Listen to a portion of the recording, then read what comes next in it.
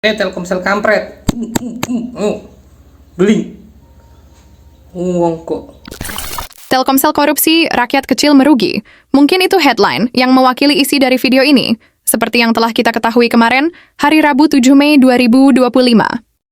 Dalam konferensi pers, Kejaksaan Tinggi atau Kejati DKI Jakarta menetapkan 9 orang sebagai tersangka. Dalam kasus dugaan korupsi proyek fiktif baterai litium di salah satu BUMN sektor telekomunikasi Telkomsel Indonesia. Nilai kerugian negara akibat kasus ini ditaksir mencapai 431 miliar rupiah. Telah ditetapkan dan dilakukan penahanan terhadap 9 tersangka, baik dari pihak internal perusahaan maupun dari rekanan. 8 tersangka ditahan di Rutan Cipinang dan Rutan Salemba, cabang Jakarta Selatan. 1 tersangka lainnya dikenakan tahanan kota dengan alasan kesehatan. Atau mungkin bisa jadi alergi ruang tahanan, tapi doyan uang haram. Tapi, imbas dari kelakuan para koruptor ini langsung dirasakan oleh masyarakat luas, terutama sebagian rakyat kecil yang sama sekali tidak tahu, atau gaptek, alias gagap teknologi. Contohnya, mas-mas Jawa ini. Ia mengaku bingung dengan ketentuan Telkomsel. Yang ia tahu hanya beli pulsa, daftarin internet, sinyal lancar, kelar deh. Namun, ketika tiap bulan harus bayar, jika tidak dibayar nomor dinonaktifkan. Niat hati ingin mengurangi tagihan bulanan keluarga, malah bayar dengan nominal yang luar biasa. Mungkin untuk sebagian orang, jumlah tagihan ratusan ribu tiap bulan masih terasa ringan. Tapi untuk rakyat biasa, seperti Mas Jawa ini, adalah bencana finansial keluarga. Kita simak videonya.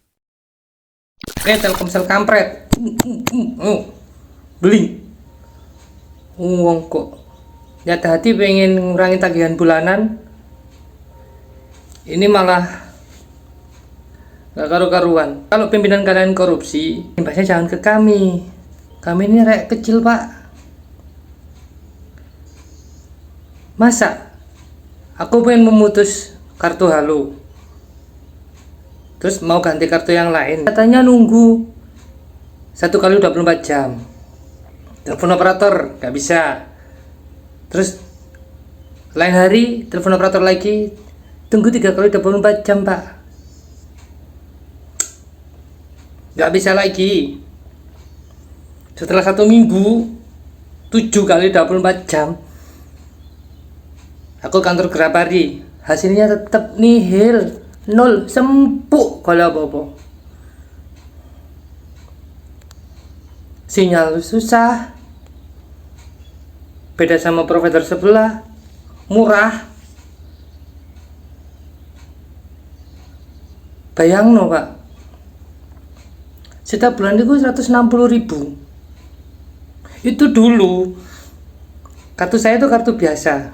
Terus kan sering trouble, saya komplain ke Grapari itu berapa tahun yang lalu ke belakang. Ditawarin pakai kartu Halo, Pak, sinyal lebih lancar, paketnya lebih banyak. Itu pun bayar 500.000 atau 600.000 kalau nggak salah. Ya saya iyain aja, pokoknya sinyalnya lancar. Dan kata mereka 1 tahun kita nggak bakal bayar, nggak ada tagihan lagi. Oke, berjalan. Setelah beberapa tahun sampai sekarang tahun 2025, kemarin hari Jumat tanggal 2, saya ke Grapari mau niat hati pengen mengurangi tagihan bulanan lah, biar memperingan tagihan di rumah, jadi gak nambah-nambahin beban. Jadi malah disaranin sama mbak customer service-nya, gak usah, Pak, dialihkan aja. Lah dulu aku pernah ngurus kayak gitu, yoga iso, tapi sekarang bisa tiba-tiba, ya nggak tahu, mungkin program baru mereka. Terus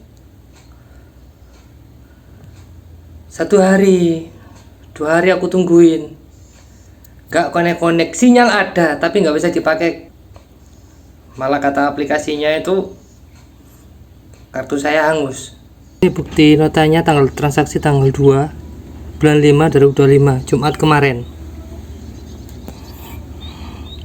Ini tagihan bulanan saya ya, 170.000 tiap bulan nih, harus bayar ini. Dipakai nggak dipakai tetap harus bayar. Dan nyatanya saya putus. Yang ini lagi, ini untuk pemutusan ya.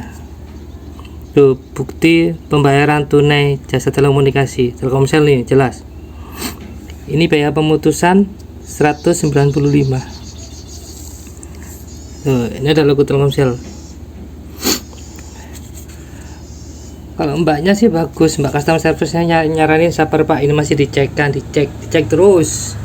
Kalian bisa lihat ya, ini Sabtu 10 Mei hari ini. Saya pakai rekam layar screen recording karena HP cuma satu.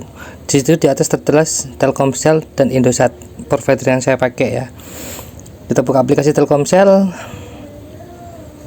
Oke, masukkan nomor telepon. Saya masukkan nomor Telkomsel saya yang asalnya kartu halo. Mau ganti ke kartu biasa aja pasca bayar. Dan kita lihat hasilnya.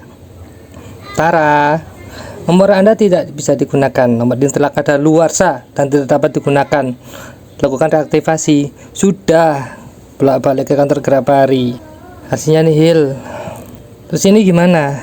Telkomsel udah bayar 400.000 kurang lebih, tapi masih aja kayak gini. BUMN loh kalian, masa iya sih bisa nyusahin kita rakyat kecil ini?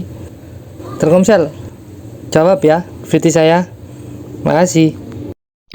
Lalu siapa yang paling bertanggung jawab dalam kasus seperti ini? Pimpinan, pengawas, atau rekanan, atau masyarakat yang tak tahu menau tentang apapun?